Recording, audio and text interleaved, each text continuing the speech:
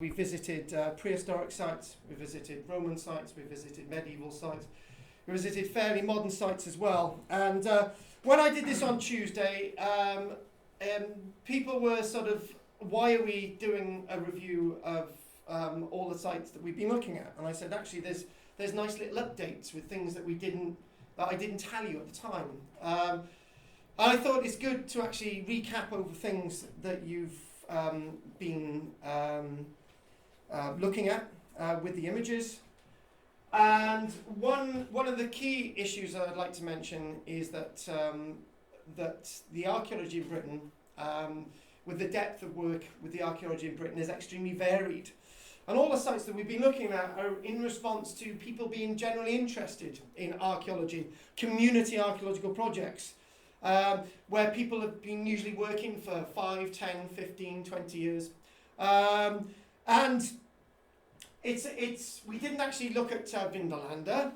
We didn't look at Vindolanda because that's going to be saved for the future with a completely different lecture. But like the likes of Vindolanda, Vindolanda's been, people have been excavating at Vindolanda for decades. And they continue to work at Vindolanda. They continue to understand and do reconstruction archaeology at the Butser project in Hampshire. And I think lots of these projects that are being examined by volunteers, or the work is being paid for by people going onto site. University students at the site of Swandrow in Orkney. And the one thing that you can see is there's lots of different ways of understanding and analysing archaeology and getting to the nitty-gritty of archaeology. And this is what I hope these lectures have been able to do. So next week we'll be sort of completing like the Ness of Brodgar that we'll be looking at in brief next week, and some new discoveries there.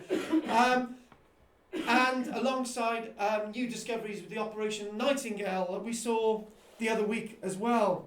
And then after that, the new series of lectures in November, we'll be looking at the archaeology of famous people in history.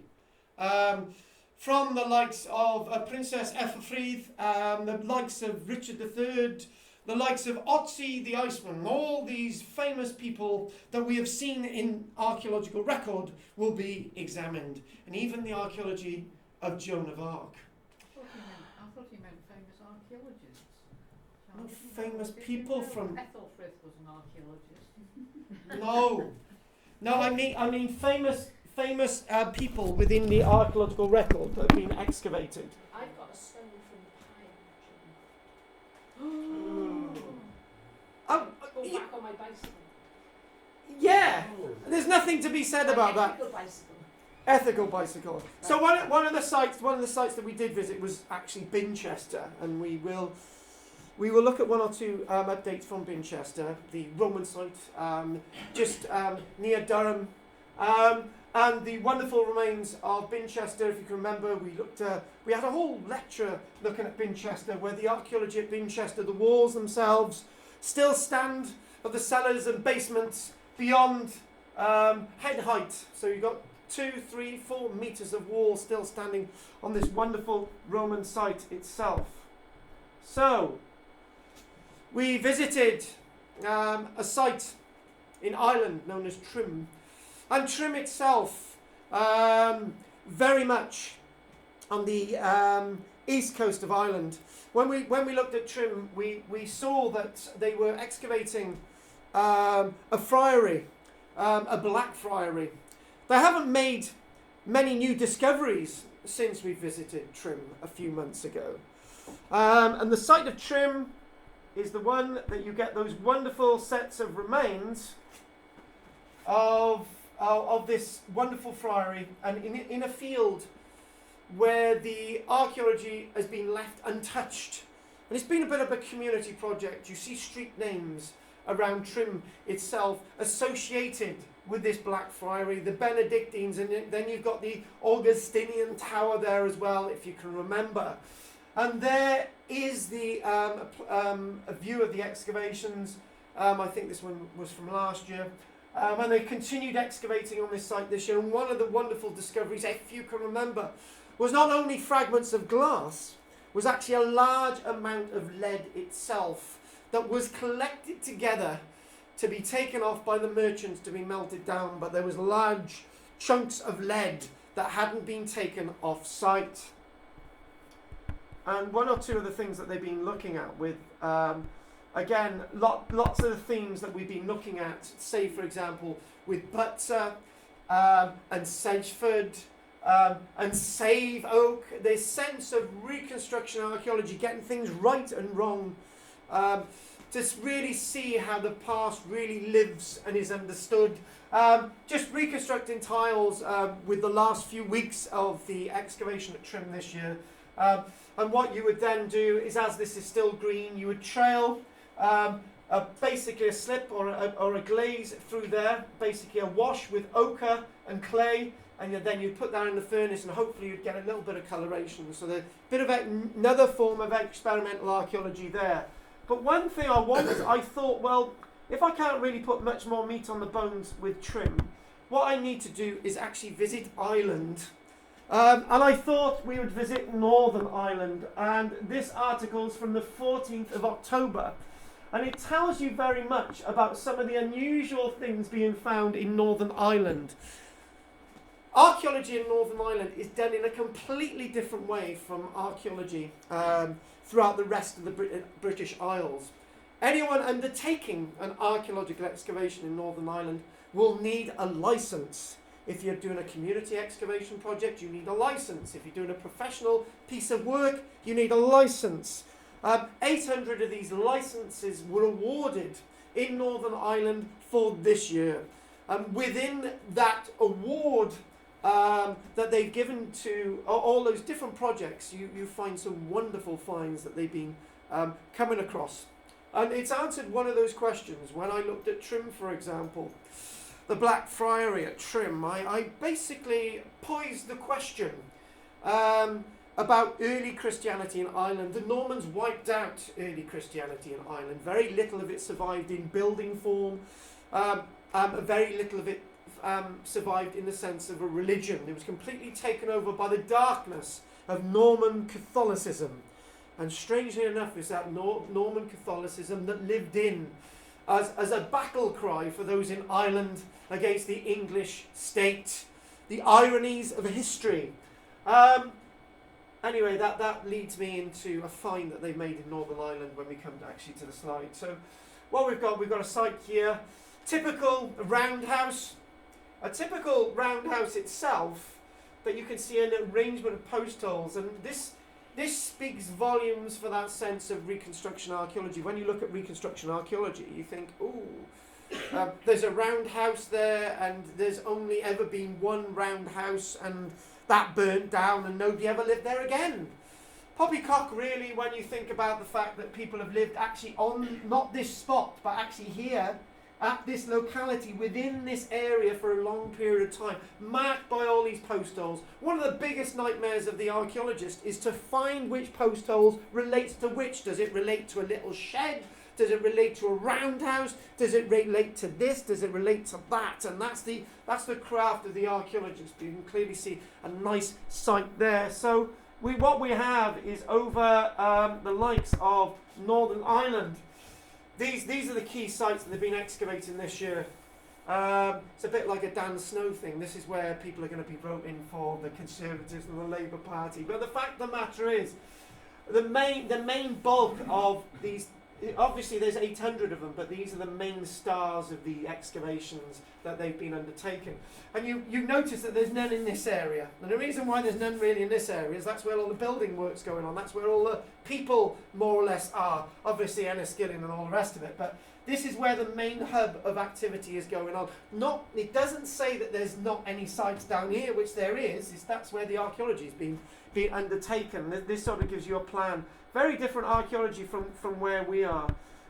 Just quickly, we're going back with lots of the archaeology that they're finding, going back to 4,500 years ago. And this was the little one that I mentioned with the Normans in Ireland and early Christianity. And what they've started to do is actually find some of those clues answering what really happened to that pre-Norman Christianity in Ireland. So we're gradually building up those answers answering the question I had a few months ago, actually. And what those answers will be, we will see, but that won't be today. And looking at this rather interesting one,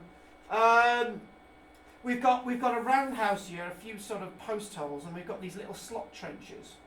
Right, and these little slot trenches represent a timber that would have been placed in there. These would have been the upright post holes supporting a framework and supporting the roof itself. And these themselves would be the trays or the slot trenches where the Watling Daub framework would have been built up from. And this is what we're actually seeing. Lots of these stains, lots of these little clues from another part of the world that very few of us actually get to visit. But this is absolutely fascinating. This is actually a site that they found fairly intact, dating to the 1750s or thereabout. And this is actually from Belfast itself, Belfast city centre. These are actually tanning pits. An early sign of early industrialisation, Belfast, Ireland. Bits of archaeology that very much have not survived anywhere else, but in the heart of Belfast, where you would think this archaeology hasn't survived, there you go. This sense of wood surviving, sense of earlier notes within the history, and these are actually where you would soak the leather. And this would have been on an industrial scale, very smelly, unpleasant. And I'm told that if you go to the tannery that has been reconstructed at St. Fagans, you can also still smell some of those horrible smells. So they use horse urine? Human male urine, yeah, usually male urine. Horse urine is actually quite powerful, probably a bit too powerful to be honest with you. What would I know about that? But that's another project that I was involved in, which we won't tell you about. Now, what I want to do is loads of little bits today as well. Now, you can see all these little trenches, and this is to do with the development of expanding the road. And this is in County Londonderry, so they're expanding the A6. And lo and behold, they excavate. What they do, they have trial trenching in a field. Usually about 2% of the field is sampled, or 5%. Probably more like 2 on this occasion. And they did a bit of geophysics and they thought, we haven't found anything. But they put a trench through here, one there and one there, and they found indicators of Neolithic activity. And that brought us to this wonderful building here, this building that's 14 metres in length from the Neolithic period. Hang on, we've just seen Bronze Age roundhouses. Those Bronze Age roundhouses themselves are circular. And the Bronze Age was 4,000 years ago, wherein this building dates back to 6,000 years ago. What's going on? And I think the real answer is there's probably a lot more timber available, and there is a lot more timber available in the Neolithic period. When you've got roundhouses, you're using what is available that hasn't been felled, hasn't been taken down. But you can afford to have large rectangular structures in the Neolithic period. Rectangular structures take a lot more timber than a roundhouse, for example. And this is what we're finding, this evidence. And what's probably going to happen to this? They're probably going to they'll extend the road to this margin. The archaeologists have excavated it. They probably need to put a drainage ditch through it. It's lost forever. But what isn't lost forever is the records that have been made of this site. We know that this site exists, and we've got those key clues to these wonderful time signs from the past. Again, moving on. This is where I like to disagree with. One thing you get with news articles, they can be wrong. And the caption here is Bronze Age Roundhouse. That is somebody standing there. Okay, and I'm thinking that's not a roundhouse. That's going to be a timber circle. So you can imagine this is absolutely massive. So you've got these upright here, really tightly put together. Why would you do this with a roundhouse? It's more going to be a ceremonial circle, something like Woodhenge. But if you look into it, you've got the faint traces of another circle, probably from an earlier period. these dark holes here are the ones that have been excavated by the archaeologists, and these are clearly more recent than these faded examples in the background, and this dates to around 3,500 years ago. And this is an unusual thing that would be very familiar to the first trip that Kathy remembers with me, hand in hand, going to the Tomb of the Eagles, South Rousey, on the island of Orkney. This is something very similar. This is what's a burnt mound, evidence of a burnt mound. Remember the burnt mound, Kathy? Yeah, Kathy. What Kathy thought, I said, well, we're going to take you to a sauna building, right, and a burnt mound. So there's Kathy going on, taking all her clothes off. She thinks she's going to a sauna. She's very disappointed. It closed down centuries ago. She's very disappointed with that one. So some people believe that the building that we saw within this Bronze Age context at the Tomb of the Eagles, or near the Tomb of the Eagles, was actually what you would do. You'd put the stones in a fire, and you'd have a building, an enclosed building, and in there you'd have a little lined squares, pits in the ground, lined with clay and upright stones and all the rest of it, full of water, and you'd put the stones in there, and it'd act as a sauna. However, the more practical thing is that you've got these burnt mounds associated with heating up food, for example. It's quite an easy process. You have a stream, you have a bit of a leak going off, you have a container, a stone container in the ground which is lined with clay, and you've got a little bit of a sluice there. You allow the clean water to flow in there. You put whatever food you want in there. This is usually an enclosed area, and then you put the stones in there and boil the water. Simple process. And what would happen, as you know, when you put a really hot stone in water, 200, 250, 300 degrees C into water, it explodes. And this is what these burnt mounds are, the residue of these burnt stones. And there are thousands and thousands of them all the way across Britain, finding these wonderful things. So what we're gonna do, that's Northern Ireland for you, and what I would like to do now is visit this site. Now, I'm Kathy, I'm actually starting to feel a little bit resentful, right? Because the site which has been excavated at Swandrow is being eroded into the sea at quite a few knots. They've been excavating here over a decade, and why I'm resentful is I went to the island of Rousey with Kathy and the archaeologist Julie Gibson, because another university was excavating here, didn't tell us anything about this site. And I'm never ever going to probably never ever go to Rousey. I could have seen this site, but I never ever did. It's all that sort of competitiveness within archaeology. We're not going to show you somebody else's excavation. You should just see ours.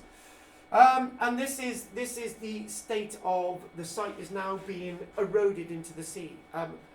Quite a rate, to be honest with you.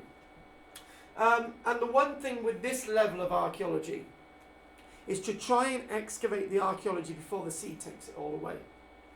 As some of you are familiar with Orkney itself, the weather itself around the Orkney Isles, those wonderful islands, can be extremely choppy, can't it, Kathy, in a ferry? Going up and down, up and down. And unfortunately, that's not just having an effect on the ferry, that's having an effect on the very vast coastline of all those islands that make up the archipelago of the Orkneys. And the archaeology is being really just eroded into the sea. I usually get from people, oh, why don't you archaeologists go in there and excavate? Well, we've got to excavate that one over there. Or can you excavate? No. Here? No, we've got to excavate over there. You've got to make those choices.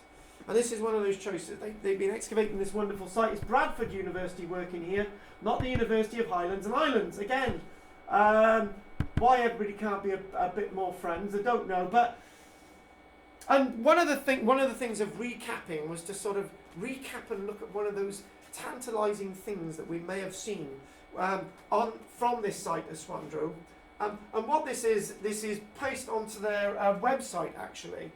And it says October the 2nd, worked antler found in 2018. That wasn't found this year, but they've been analysing it. Here cleaned up and looking its best, we thought originally it was a knife hilt, but post-excavation research shows it's likely a piece for a bridle. So the snaffle bit there, one bit here, I don't know, but this is what they're saying. So this is worked antler. If this is associated with a horse, then it's going to mean that we've got equus on the island, we've got horses on the island, and antler as well from a deer. We've got deer on the island. So all these nice little tantalising clues. This was a site, if you remember, that they've actually found a natural spring. And the idea of getting Swandrow water. Kathy's going to go all the way out there and get a load of bottles back for us, aren't you, Kathy? But unfortunately, you'll only be able to have that much because you can't put much liquid in a container on the plane. Exactly. Shame. So, this headline news about our wonderful site of Swandrow. 2,500-year-old seal-tooth necklace found at site of vanishing Orkney village. Again, the sea's battering it, and the archaeologist Stephen Doctorell at Bradford University, so he's saying, look, we're going to go there next year, and if there's a ferocious storm this year, we're not going to have a site to go back to. So it just needs to take one storm and it's all gone. How was Skara Brae found? Because there was a ferocious storm that washed a third of it away in 1850. And then they were able to preserve what was left. A seal tooth necklace found at this vanishing Orkney village. The seal tooth pendant, which could date to around 500 years BC, so that's the Iron Age. And this is being reported on the 29th of August 2019, actually after the lecture that we did in the first place. They know it's worked for that reason. Not sort of sewing implement or... I can get away with this one because it's the archaeologists just say what the artifact is, and the newspapers can make it what they like. No, I'm only joking. Usually there is a suggestion from other sites. Obviously, you've got people buried, and you've got these similar types of things associated with burials. But then again, you've got a good point. How do they know? So, what we've got? We've got the coastal erosion at Swandrow. The site has been eaten away. Has been eaten away quite a lot over the past few years. And this is an image from last year, not this year. And just think of the sense of erosion. When we did this lecture, we looked at over this vicinity.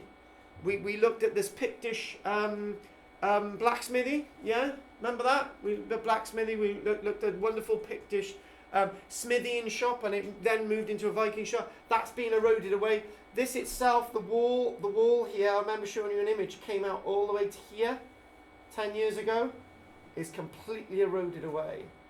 And what the archaeologists want to do, what they do every year, they excavate this for about 2 months, less than 2 months actually, because of the seasons. They excavate there, and then they get a membrane, they put the membrane over the site, and they get massive coastal boulders, and they put that over the site. But as some of you know full well, that the sea isn't avert to chucking a stone which is 5 or 10 boulders up into the air and then plonking it down somewhere else. That's the power of the sea. So even though those boulders, which might be 250 pounds in weight or half a ton in weight, for example, when the sea really gets up along this coastline, is absolutely no match. So again, this was the Swandrow site, and what we've got is and this year as well. I know I mentioned it, but as they've been analysing, they've got weaving combs, which we mentioned in the lecture, a lot more fragments of pottery and glass from the Roman period.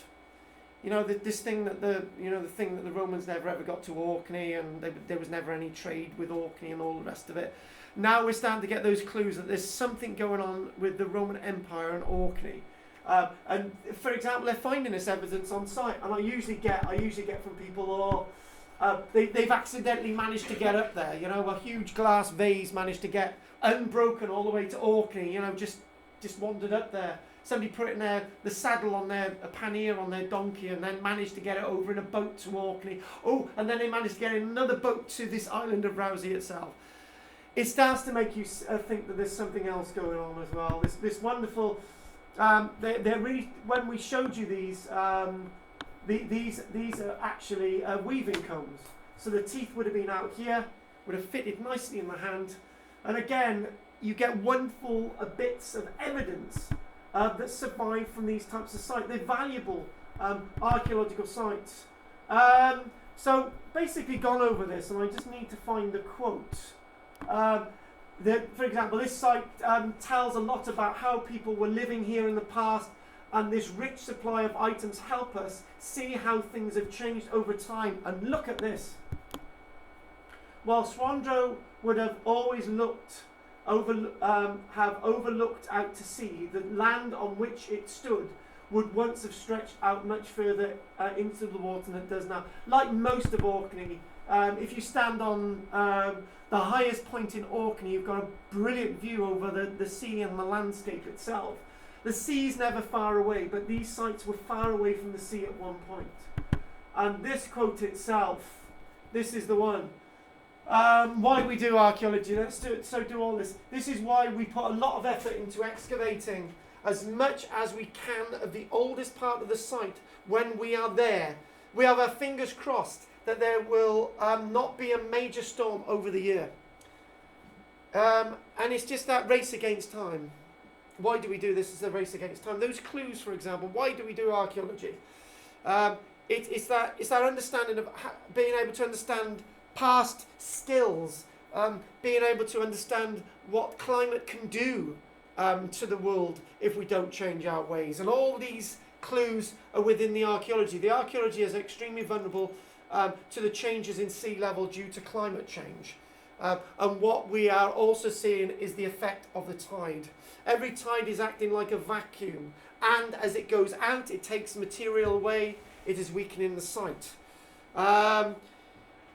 If those in the room that believe I'm a complete convert to climate change, I'm a complete convert to something else. But that's another lecture. It is not just the storms we have to worry about. Every tide is having an impact. We can see a marked difference in the survival of the archaeology. It is quite important, as we see the impact of climate change today, to have evidence of these really long time spells to help us understand how people have adapted in the past. And it's getting there to record this stuff before it goes. Archaeology has lots of different pressures. And then we lighten the load a little bit. We lighten the load a little bit by visiting a site that I'm sure most of us have visited. This was another one of those long lectures. The Jorvik Viking Centre, and I thought, right, how is the Jorvik Viking Centre an ongoing archaeological excavation? And the answer is, it is an ongoing archaeological excavation because they're still researching the finds that they've been finding at the site. They're still making new discoveries about the finds that they found at the site. They've got something known as the Archaeological Resource Centre in York, and the Archaeological Resource Centre is still processing the tons and tons of material that was found at the Coppergate excavation alone, on top of all the other excavations that have been undertaken in York over the years. And sometimes where there's disaster, there's gems to be revealed. And this is with the Jorvik Viking Centre. As some of you are aware, there was a flood not so long ago. And then when there was a flood not so long ago, they lost all their reconstructed buildings. And the archaeologists said, right, what we're going to do, we're going to actually rebuild the reconstructed buildings, not in the way they were reconstructed in the 1970s or the 1980s. We're going to reconstruct these buildings decades on with the new knowledge that we've got, and introducing new smells and new sounds and 20 animatronic figures that move and talk to you as you pass them, and away from those reconstructed drawings that I showed you of people. I know one or two of you are saying, that one doesn't look real, that one looks real. And this is what they're doing. They're trying to update the experience, because this is one of the most visited tourist attractions in Britain. Discover Viking York by looking at those objects brought alive in front of you. So with an updated ride, so what we've got at York itself, we've got these cars which suspend from the roof, and these new wonderful blue cars. And I do believe that, Chris, you've travelled in one of these recently? Yeah, a couple of years ago, where it was all redone. As it redone, yeah, exactly. All those new experiences. And with an updated experience and state-of-the-art gallery showcasing our unique collection of Viking artefacts, visit the newly imagined Jorvik Viking Centre with the new experience and discovering the lives of those individuals. Discover the lives of the inhabitants of York as you travel around the reconstruction of the city. All that you see during your visit is based on actual archaeological evidence. It's not imagined. You know, I've been a bit critical on some of these reconstructions of roundhouses. Roundhouses have not survived. End of story. But the very buildings and all the roof fabric has survived associated with some of these wonderful Viking buildings. The coprolites, we know exactly what people were eating. We know about their parasites in their system. We knew what the feathers of some of the birds were like that wandered around alongside those Vikings. So these are these updated interpretations, this prosperous locality, and if you go around the Jorvik Viking Centre, you'll be excused for thinking that a voice of an Arabic trader is actually wrong, when in fact we are aware that Arabic traders are in amongst those people at Viking York back in the day. For example, if we look at the very recent archaeological evidence that we're finding from London with HS2, finding the bodies of 4 Chinese people in the Roman city of London. So, you know, Arabic traders in Viking York a few hundred years later isn't far away from the imagination, particularly when you've got the evidence as well. So it's state-of-the-art, everything's being conserved, these animatronic figures, Old English being heard, Old Norse, and even ancient Arabic being heard as well. And again, it's always been an innovative experience when you go to the Jorvik Viking Centre, because every time they're finding that some of their artefacts that they were unable to conserve a few decades ago, they're now conserving them because they've got new technology. And that's bringing those artefacts alive. And also as well, DNA evidence. You really didn't have that information 4 decades ago when you were looking at the Jorvik Viking Centre. It's just slowly coming in, and slowly but surely we know where these people originate from. We understand them. We know their looks without reconstructing those skulls. And this is the art of archaeology. By bringing those new skills in, by bringing that new science in, to illuminate the past that we're all here to hear about. And now we've moved on from the Jorvik Viking Centre to this site, the Butzer project. I haven't got a lot to show you from the Butzer project because the excavations this year have been very much slight. And I just thought, well, one thing that the Butzer project is world famous for is its reconstructed buildings, whether they are right or whether they are wrong. And it did get me thinking, you know. Got me thinking on Monday. I thought, why have I got this big objection to communal buildings and all the members of the village going into communal buildings? Why have I got this big objection to it? I actually started to realise why I've got this big objection to it. If you've got a communal building that's only used 2 or 3 times a year, it's a complete waste of space. It's like the Millennium Dome. It's like one of those. It's like a football stadium that's only used once a week. What a complete waste of space. So those companies are now using those football stadiums for concert gigs and all the rest of it now. And I started to think like this, and I started to think, actually, these communal spaces, forget the feasting, forget all that stuff, right? Start to use them for more practical reasons. Start to get the community working together within these buildings. Maybe actually using these buildings for marketplaces as well. You don't hear about that, do you? You always think of the Iron Age with having all these little roundhouses here, there and everywhere. And you think about this person going from that door to that door and saying, yeah, this is what we'll do. And by the way, in about 4 months' time, by my iPad, it tells us that we're going to have a Christmas celebrations in that building that we don't use for the rest of the year. I'm saying these are communal buildings because they are being used all the time. They are being maintained. They're being used for marketplaces. They're being used for people to meet. They're being used to process metals as well. What we find in some of these buildings, some of the new evidence, is what we've got is metal working within inside these buildings as well. You need metal working. You need those constant temperatures. You've got somebody weaving.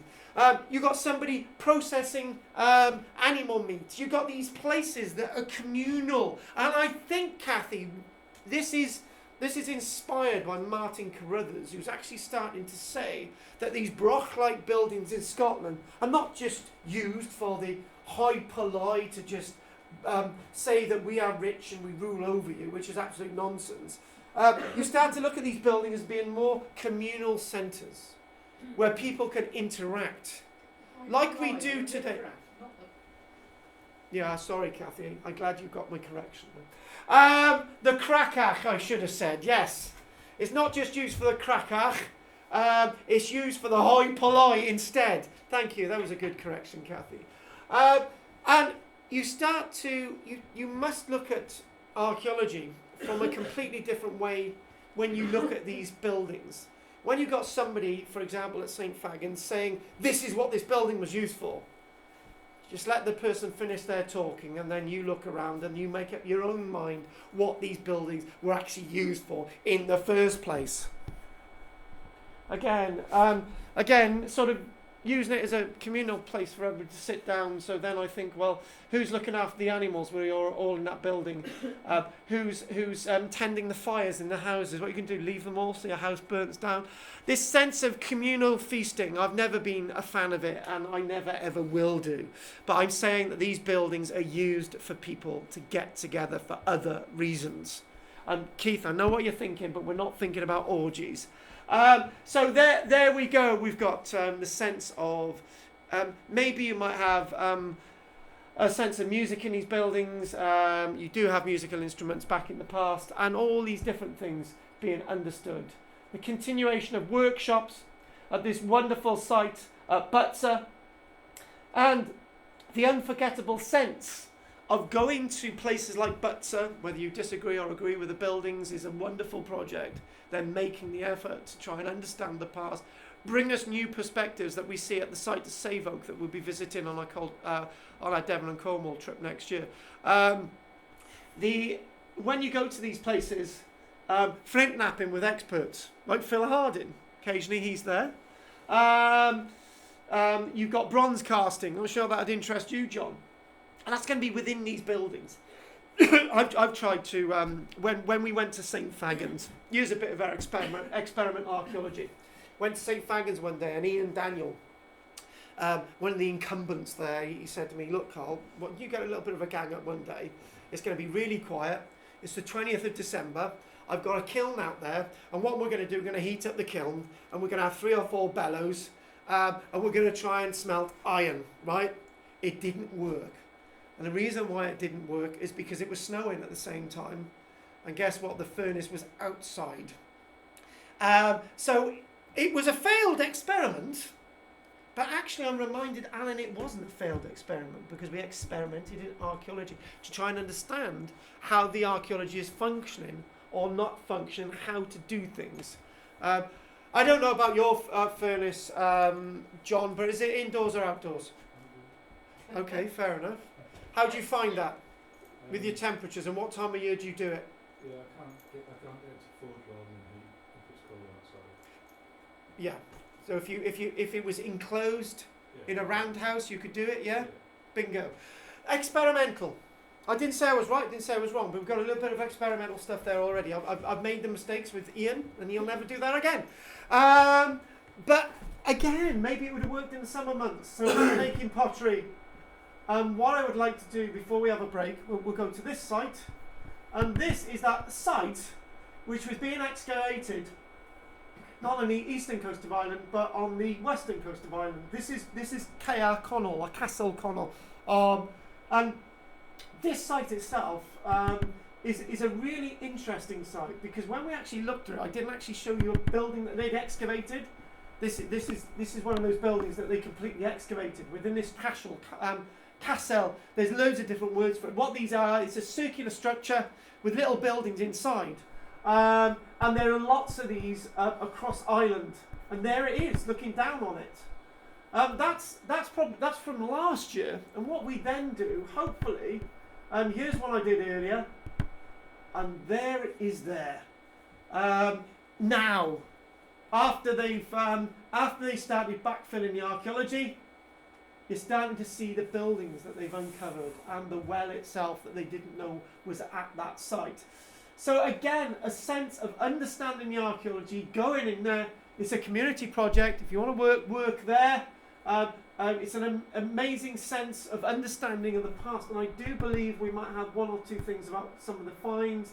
No, that's not one of the finds, but what we'll do, again, we haven't got any of the finds, we've got a bit of wood turning. And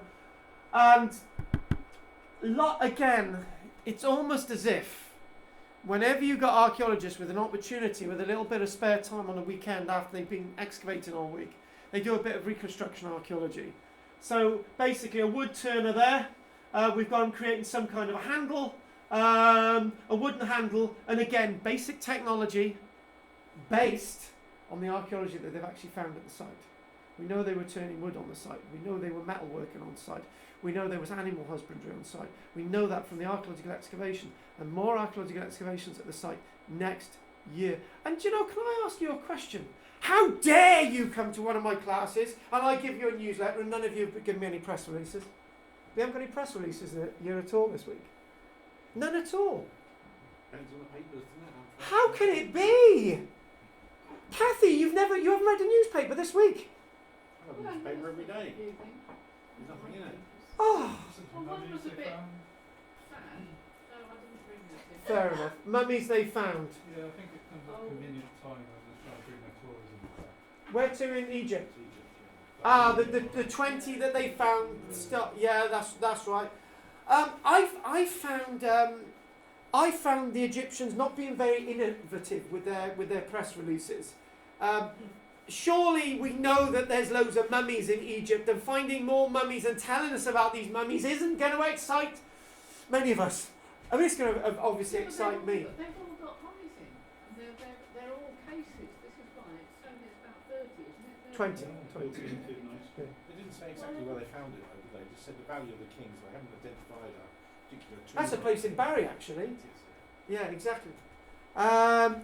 Yes, we need more about that next week. So what we're going to do, we're going to take a break now. I'm going to ask if there's any questions. Anyone interested in Lantoni trip, monies and whatever, let me know. Pete can have a circulate about the Xmas thing. Any questions about anything, i.e. the trip, Kathy and Alan, I think everything's sorted for that. Renewals as well, and obviously this walk on the 1st of November. Who's interested in that? I will go around the room, we'll do that. Are there any questions? No. Where? A nice cesspit. Two big stones, a plank. Raise your bottom over the back of the plank and hopefully you're not going to fall in. If there's no more questions, we'll have a break now. Thank you very much. Good show. No, it is about that big. The neck of a jar. Neck of a jar, exactly. It is.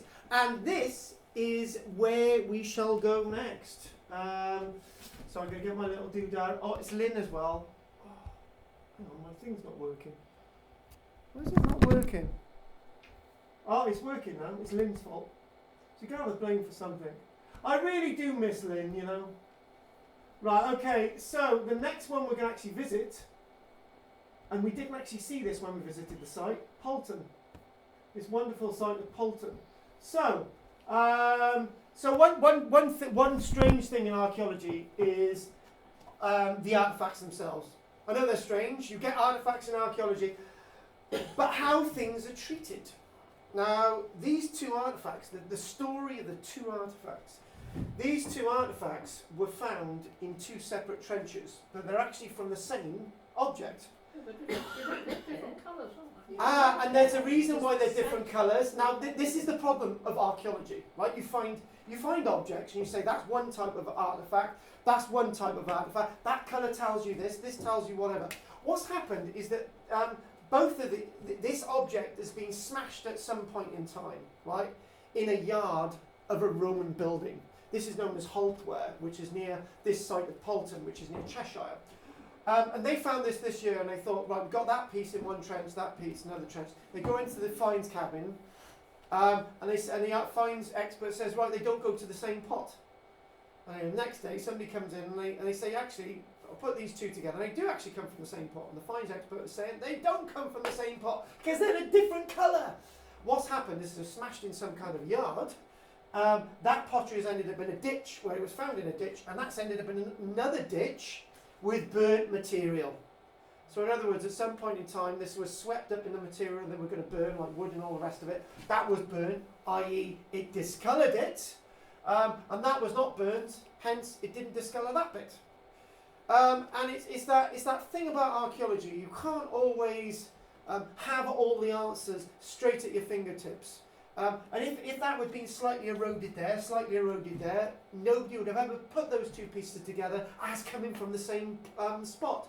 But this is the story with the archaeology that they're finding across all these sites that we've seen. Some unusual things that we've been looking at.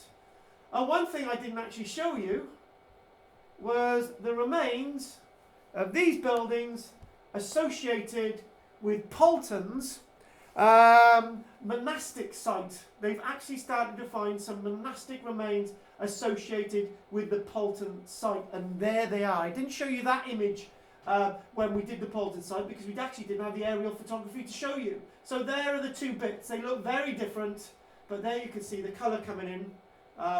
So obviously that bit was burnt, and they are actually from the same pot. A tale of two sherds dating from about the 100s. And again, a lot to learn. And here we go. It says, oh, hang on, moved a bit too fast there. Sorry. It says there, further, one sherd has suffered smoke damage after breakage, and may indicate that the refuge is getting burnt before deposition. There is still a lot to learn. And that was released. They understood that on the 22nd of September after the Polton lecture. Now, with any site itself, you're excavating on a Roman site, you find prehistoric pottery. You're excavating on a prehistoric site, you find Roman pottery. You're excavating on a medieval site, you find modern pottery. In fact, archaeology is one of those things that everything can be mixed up and churned around, and everything can be very much confused. This pottery itself, if I zoom in on this, because I know that's what Chris is going to ask at this moment, can she see the detail of this pottery a little bit more?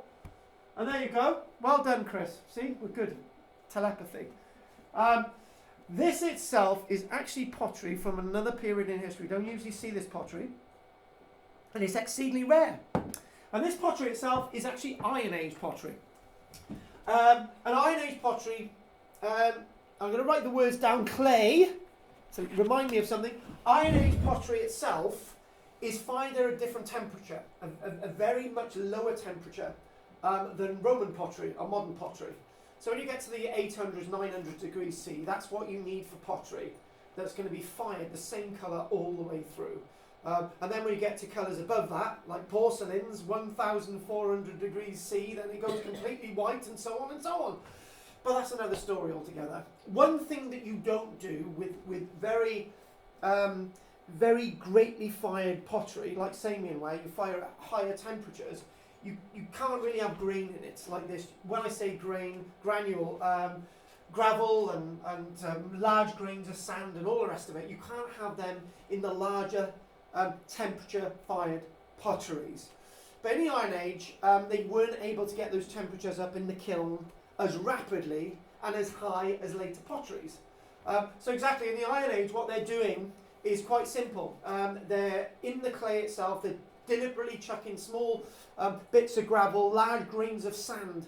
And what happens is they've already got the kiln already heated to about 200 degrees C. They're going to stagger it. And then they put these green pots into the kiln. And then what happens to avert cracking, this is why these little things come into their own. What happens is as the pot heats up gradually beyond 200 degrees C, the moisture congregates around these sort of big bits of these big granules here. They congregate around this gravel, congregate around the sand. This is where all the moisture gathers. It gathers around it. And what happens, it means that that averts the pot cracking. Because clays dry out and they like to separate. So where they're drying out, separating, this is where all the moisture's gathering, and this is likely that this pot is going to be fired as one piece. But there's a problem. The pot itself has to be a very thick-walled pot and is very heavy. Iron Age pottery is very heavy. Neolithic pottery is very heavy. And Kathy remembers seeing that huge Neolithic pot, don't you, Kathy? It was so huge. Remember laboratory, university in the corner? Yeah, bingo. The pottery itself is the walls are about this thick. Okay, they're really thick. And basically what they would do, they would make a pot inside a building. The fire would be here, it would sort of gently dry it, and that would be it, right? But if you took it outside, the rain would get out and go back to clay, right? Clay, C-L-A-Y. And they did fire things in the Neolithic period at high temperatures. This is why you hardly get any Neolithic pottery.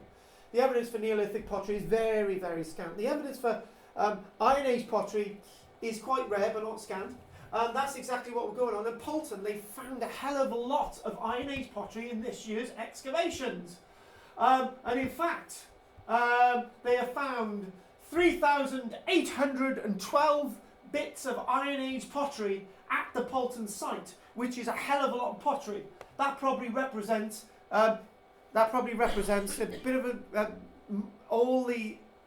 probably the equivalent of that nearly 4,000 fragments of pottery equates to probably all the Iron Age bits of pottery found in the whole of South Wales. This is how much this pottery, the importance is to archaeology. And again, this site in Colfreen Hillfort in Paris, they mentioned that one, where there was a lot of pottery being found there. It might indicate, quite possibly, that the reason why they get lots of Iron Age pottery there is that was a production centre for Iron Age pottery in the first place. And hang on a minute. And there we go, what they're doing, they're excavating alongside trenches. And there's an old land drain there. Well, one thing in archaeology, whenever you find bits of reddish tile and it's slightly curved, you've got to be very careful. It might actually be a land drain, because what's happening from the 1700s, they're digging little trenches across fields and they're putting these land drains in all the way across the landscape. And usually these damage the archaeology, but be very wary, they're only about 200-300 years old. So they're excavating a ditch along there at Poulton. And the thing is about Poulton, they're still trying to get to grips with the Roman site there and the rest of the monastic establishment. The reason why they're at Poulton, to find the monastic establishment in the first place. So they're sort of on the outskirts of that monastic establishment, and obviously looking at the Roman evidence as well. So this is an update on this year. We had so many discoveries this year. It will take months to show them all to you. And this is your only opportunity today. By far, the largest quantity of material came from the features in this image. There are two ditches and a curvilinear image. So we've seen the ditches on the other image. The one, so we've got Iron Age origins. We've got all the animal bone and Iron Age pottery. We've got Roman evidence, the environmental samples, radiocarbon dating. They're probably kind of chuck in there a bit of DNA sampling as well, because that's a new technology. And look at that, bam, wham, bam, thank you, ma'am. You will recognise this, Alan. What is it? Samianware. Exactly, Roman Samianware. This itself, here we go. Why do all the amazing finds come up on the last day? Now I've done these 18 lectures, and usually I'm saying they found this at the last day. The last moments of the excavation, they found this. Operation Nightingale the other week, they've got those examples of finding that body, that Anglo-Saxon body in the last stages of the excavation. It was the typical time team thing, wasn't it? That they think, we haven't found anything, and in the last minute, they find everything. This is similar, and the thing is, when you're looking at something like this, it says that this was found in the investigation of the medieval chapel graveyard, and this is Roman pottery. So again, finding these time signs associated with medieval graves, you find Roman pottery itself. So we don't go flat on that one. It's Alan's fault because he should have put my power in earlier. Is that working? Hold on. Lead, another lead. This happens a lot in Bridgend where the leads don't work. So, sorry, Brian. Brian? Alan. It's all right, George. Don't worry about it. So in medieval times, did you have like second-hand shops of antique dealers, like off-road and stuff? Actually, that sounds absolute nonsense. So shut up. But I'm not going to say nonsense. So shut up. The one thing that's happening, you know that analogy I made about understanding a round house, and I said that these large round houses were probably used for sort of markets and people sort of doing work and all the rest of it and so on, as opposed to this feasting once a year. And then you've hit it on the nail. Lots of things in archaeology seem to be found in layers that they're not supposed to be found. So exactly, we've got Roman glassware, Viking sites, and this Roman glassware is 300 years old, and you're thinking, this hasn't come through trade, this must have been here all along. And actually, you know, the answer to this question is, Jim, is quite simple. Who was one of the world's greatest coin collectors? Numismatist. Come on, you know. Julius Caesar. Julius Caesar collected coins. So there must have been antique dealers back in the day. There must have been. So that answers your question. It's not a silly question after all. Well, yes, but if that was my pot, I'd hand it on to my granddaughter and she'd hand it on to her granddaughter. And somebody else would take it of interest, you would trade it on, job done. Exactly. All these different things. And that sense, there were markets, there were exchange, there were that sense. You know, we talk about the Neanderthals the other week at Laco when we got groupings coming together and there's maybe one or two people are swapping back and forth. This thing's been going on for a long period of time. And again, with the likes of Poulton, they're getting the typical evidence that we see that's a horn core of an adult cow associated with the Iron Age layers. And then we move on to another site altogether. So we've gone from Poulton, we're moving now over towards Norfolk Way, and we're looking at the site known as Sedgeford. And when we looked at the site at Sedgeford, it's the site of an Anglo-Saxon malting place. It's got steeping pits, it's got kilns, it's the central place of their brewery, their brewing industry for the area. And this is the archaeological evidence that we're seeing. The first evidence, the earliest evidence of beer making from the Anglo-Saxon period found in Britain at Sedgeford. And again, this is a community project. It's in a field. It's near the modern village of Sedgeford itself. They've been excavating there for some time, and they've got burials there, and they do reconstruction archaeology as well. And I'm told as well from the previous site they've got reconstructed buildings at Poulton as well. So this itself, unusually enough, is actually a kiln, one of the 4 kilns. And the image that we have actually seen before, that's looking at the top of these things. That's another one. And then when they actually excavate them, you've got all these fired clay-lined kilns, and these are actually for lightly roasting or heating up the grains themselves. So this is a corn drying kiln. And they've got 4 of these on sites, and they've also got these steeping pits as well, and which they're excavating. And within these types of things, they're excavating and they're taking, out of this one, they've taken hundreds of litres of soil out to analyse every single grain. Because the evidence for understanding the grain and what they're growing and how the process is going on and how effective it is actually finding what's going on. The steeping pit itself, a steeping pit is full of it's to try and get the mix right. That's what a steeping pit is like. It's to soften things. There's loads of different purposes for a steeping pit. They've got all these little bits of evidence that have been placed in there as it's backfilled. Burnt grain, that burnt grain itself, telling you about the process. maybe they burnt the grain a bit too much. John, So if they're gives me a lining break. all that thick with clay then, are they setting a fire in it, letting it go out so the clay's like a heat bank, and then putting the grain in after about no, basically it's going to be a grid on top. It's not a heat bank. You've got a grid on top. There's different ways of looking at this.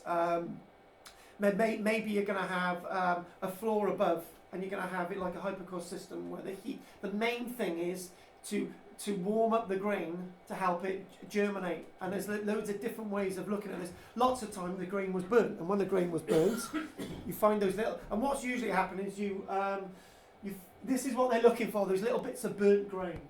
And obviously animal bone, maybe it's one of those mixtures that they're putting together where they put a bit of bone in there to add to the taste, the brewer's taste. You hear that in the modern day and age.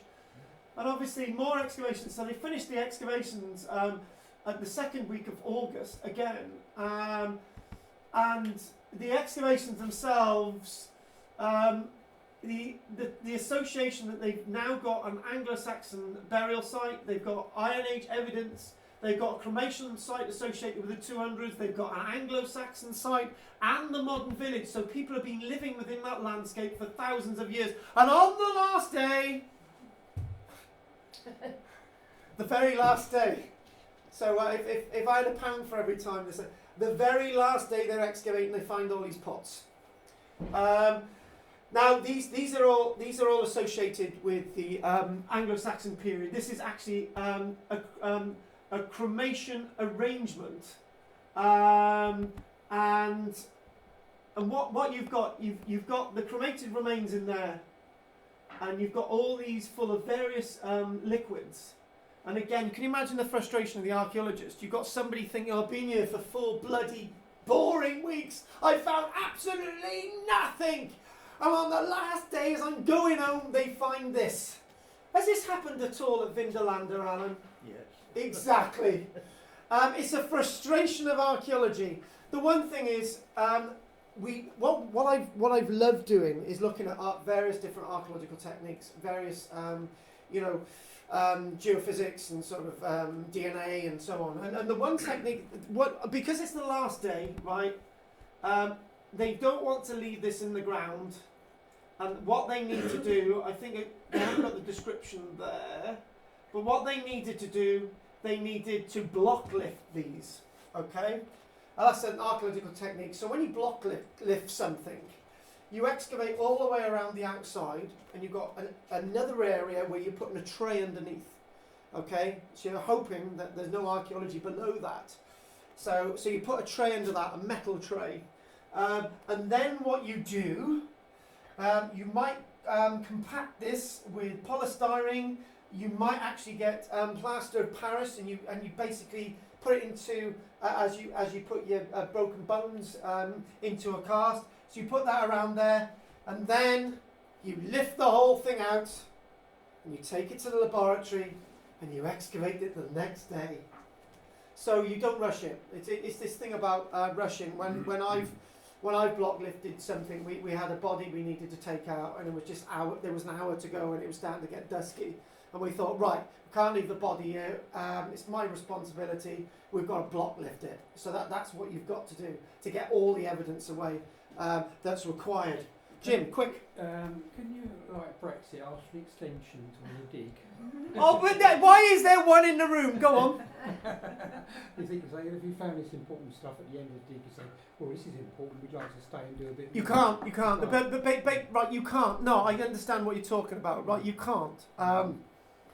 I was hoping to get away from the Brexit thing. I've got my own opinions, and I'm gonna try and keep it there, right? Because I know I'll upset everyone. But the fact of the matter is, you can't extend it simply because the valuable stuff that we've seen needs experts, and you need resources.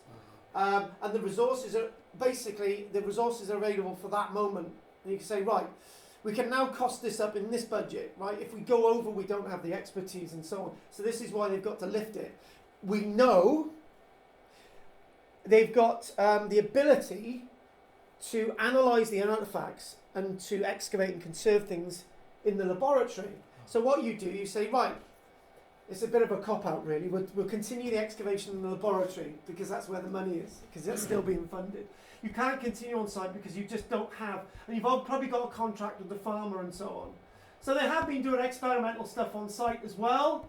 And what we've got as well, the wonderful site of Sedgeford is the site where they found a piece of animal bone, an oxen femur, and this was stuffed with about 30 gold coins, dated to around 60 years before a birth of Christ. So, and we know it was dated from about 50, 60 years before the birth of Christ because it said 68 BC on all the coins. This is a Sedgeford excavation, and actually, to be honest with you, right, Binchester is the last one today, right? I don't want to rush this, so Binchester was the other one. So we've looked at 9 sites today, amazingly enough. Binchester itself is Durham Way. And Binchester is the site that we showed you an image of at the start. It's a Roman site. And what they've been doing at Binchester is that they've been looking down. We didn't have this image before. They've been looking down at the landscape, and they've been thinking, right, we've got signs of evidence there. We've got signs of buildings, Roman buildings at Binchester. So what they've done is they've continued to excavate at Binchester. And again, no, this wasn't found on the last day, thank you very much. It's a cooking pot. So you've got this very large cooking pot in the ground. And again, you've got to take time over it. And there's one thing about, again, another thing about this level of archaeology. As you've got the bottom half of it, you've got to be very careful that this thing doesn't collapse as you're excavating. If there's any chance of that, polystyrene in there. Again, block excavation method, you take the whole thing into the laboratory and there you can excavate it without causing any damage to it on site. And there is a section of Roman road coming in there, an actual Roman road surface. So we've got that. I think it's the one that they're describing as along some kind of parapet or something. And you know what, right? You know when you're doing this research and you're trying to capture these things to get an overview of the excavations at the end, right?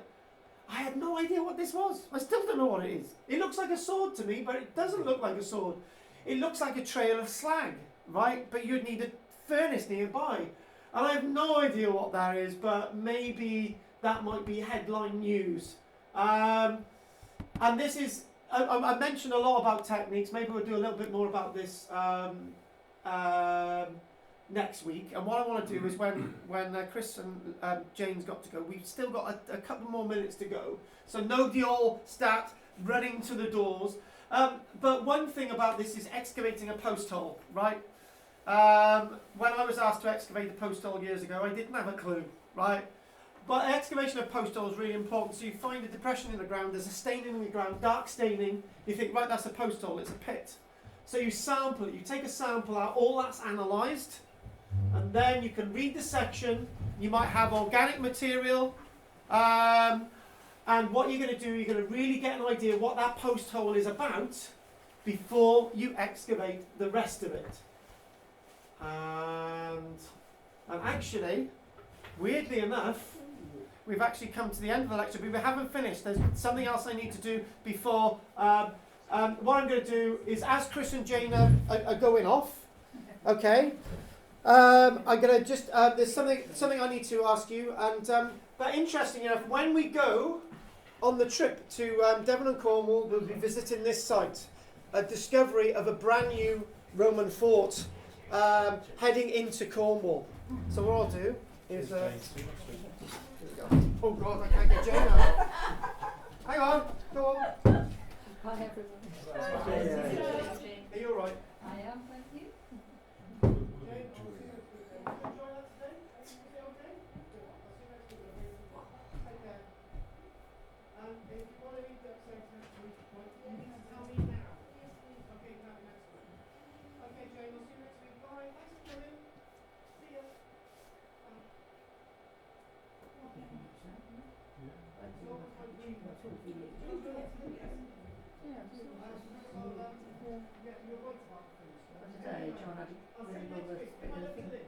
boiling on cappuccino square. I don't know how Oh, that well. No. I want to know when he stops using biros and starts using pencils. Quills. Good old quill. Oh, pencils are alright because they're wood and graphite.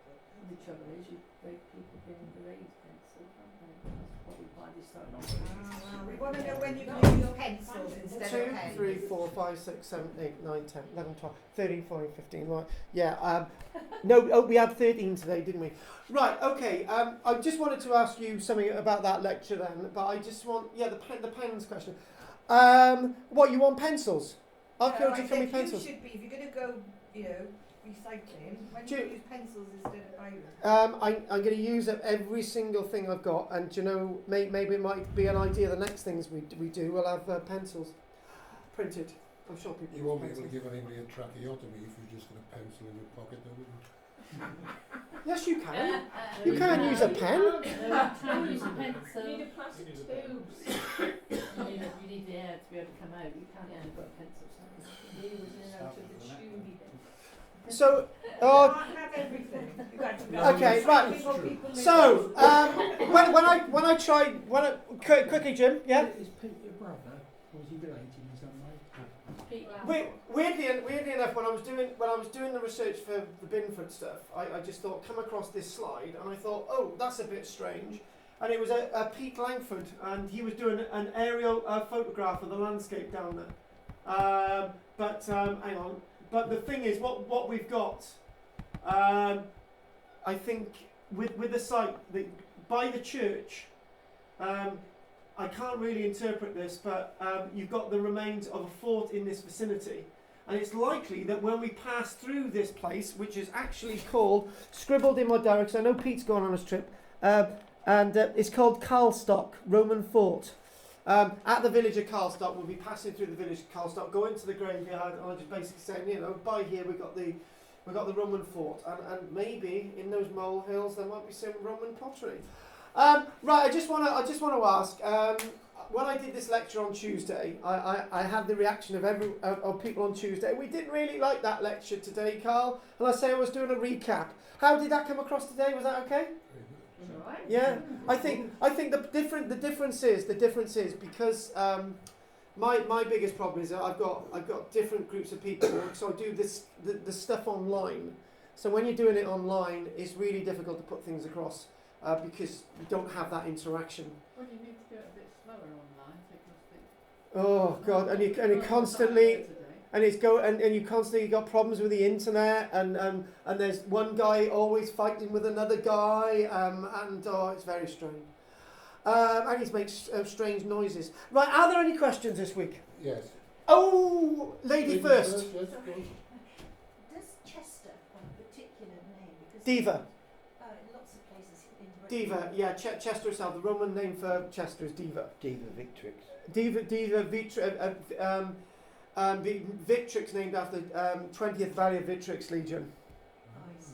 So it's to do with the Yeah. army that is Yes, that's in right. Colchester and Yes, Winchester. Cameron and Juneham, Colchester. Yeah, exactly. That's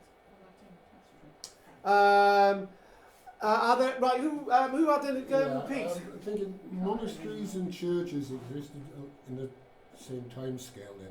Did the peasants have their worship in churches, or were monasteries Or walled off? why did you open this can of worms? Right. I don't know. Now you have opened a big can of worms. The can of worms is that Richard, archaeology company researcher in Barry, we've actually just written a new history for Cog Church in the Vale of Glamorgan, St Peter's Church, and as we're doing the research, I'm saying to Richard, actually what I'm indicating is that we've got two churches in Cog. We've got a church associated with the Benedictines, a chapel. We've got a church associated with the Lord of the Manor. But what happened, suddenly we found one little reference that said that more or less that they didn't allow the Lord of the Manor to build his own church because the church is providing it, but the Lord of the Manor has to pay for its upkeep. And the point with that is, it's a church for the vulgaris, the common people, but it was probably used by the rich in the morning by about 8 o'clock, and then the vulgaris went in at 9 o'clock. There was shifts who went in the church, usually. The wonderful thing with Cog Church is the church in the Vale of Glamorgan, that the nave is built first before the chapel, or the chancel.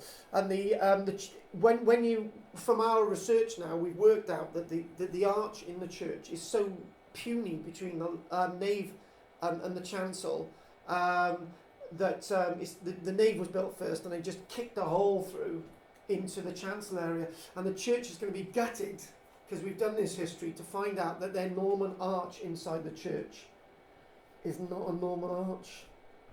It's a lot more recent than that. But this is the thing with churches and the link with, it's a very complicated. The relationship between church and vulgaris to begin with was an open relationship. The common people were in the same space as a clergyman, and then suddenly, as the 1300s develop, you had the clergy, you had the brethren, you had the ecclesiastices actually in the chapel itself, separated from the vulgaris. But we didn't go into monasteries on Sunday to worship. No, They were closed shop, big business. they were closed shop, big business. Ah, that's And particularly if the brethren have got a vow of silence. for example, yes. You break my foot, you break my leg, you break my vow of silence, you nick my juniper bushes. Yeah, that one. Are there any other questions? Have you all enjoyed that today? Good. Okay. Yeah, that's good. What I'm going to do, Jim's going to stay behind. We're going to have the raffle, but that's between me and Jim. If there's no more questions, I'm glad you've enjoyed it today, and I will see you some tomorrow. Yep. Particularly, Keith's really looking forward to tomorrow. Yep, and I will see you next Thursday. And next Thursday, weirdly enough, the way I did this, I did it by random. So next week we've got the big ones. We've got the big reviews. For example, next week we've got the Nessa Brodka. We've got the update from the Neanderthal one. We've got Lindisfarne next week. We've got the Pompeii next week. We've got Trellick next week. We've got Flag Fen next week and Lulligston next week. It is a lot, and I don't know if I can do it, then you can all tap me on the back. Thank you very much, folks, and I'll see you all next week. Headliners, Bingo! A-listers. Definitely. Top of the pops. Top of the pops. Whose umbrella is this? Mine. I'm going to give it a shake because it's got all my stuff wet. Well, it was there first. Oh, you what? It's still a bit wet, Jill, so I'll put it out by there. Okay. Okay, good. Okay, thank you for that. Thank you. Okay. I really appreciate that. I'm going to walk on the water on Sunday. Have you been before? Yes, I have. But they found Roman stuff there quite recently, or they've That's right, they did. reported it. I have heard news, yeah. So I shall have a look if I can see anything while I'm there. Yeah, thank you. And if there's any bits of write-up on it, I'll bring it back. I'll pay you for those. No. Whatever you find. Before she had this dementia, she used to call me tax loading Billy. From Duck. John, did you say you were going to stay behind?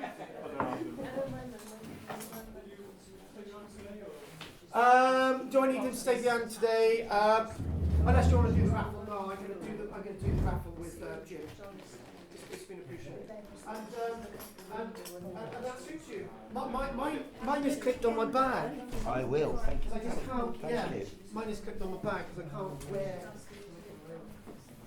So I had to ask permission from my son to get a new bag. Because he bought me the other one. Is that Mother? I'll take it out. Mother! Get here, mother! Get here now, mother!